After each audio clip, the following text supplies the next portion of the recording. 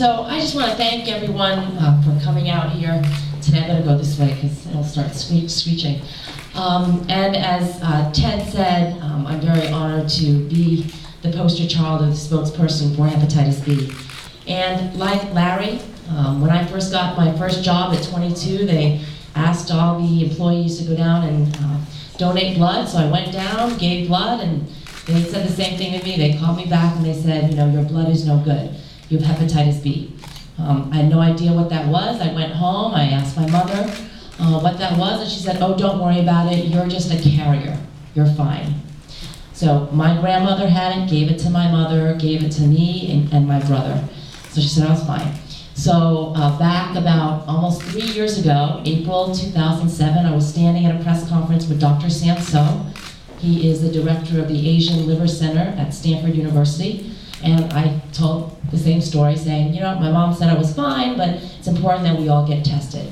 And he took me aside after and he said, Miss Mom, that's not quite true.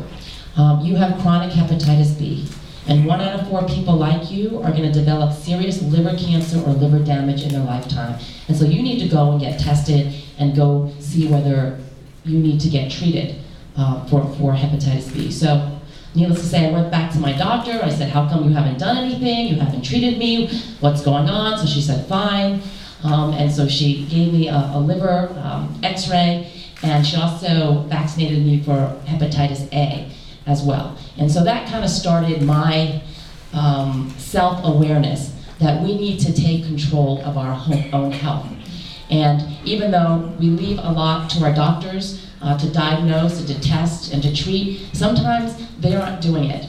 And therefore we need to make sure that we are asking our friends and our family and our doctors to do those tests, to make sure we know whether we are positive or we are negative. And if we are positive, then to go get treated. And if we are negative, to go get vaccinated.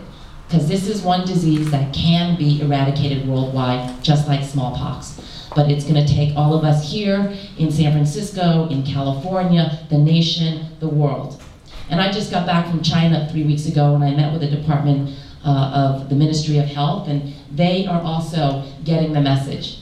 In China, if you had hepatitis B and you applied for a job or tried to get into a school, and you checked the box or they knew you had it, you couldn't get a job and you couldn't go to school. So there was a huge stigma. And many people that come over from overseas, they don't want to talk about hepatitis B because they don't know. And it's been such an evil thing in the Chinese community for many years. So part of our campaign is talking about it, raising the awareness. These campaigns are great because they are positive. You know, they're not showing, you know, people dying or you know, black livers, but they're actually showing real people and a controversial message. One that makes people think about hepatitis B. To read the tagline, I know that it has been controversial, but I said to Ted, if it is controversial, that's a good thing. And that means people are gonna think about it, they're gonna talk about it, and that's what we want. So I just wanna just fast forward to last year. My mother, as I told you, she was also born with hepatitis B. She was tested positive for some growth in her liver.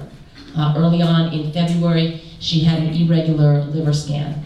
They tested her again in September, and the liver problem was expanding. And so the doctors wanted to do a biopsy.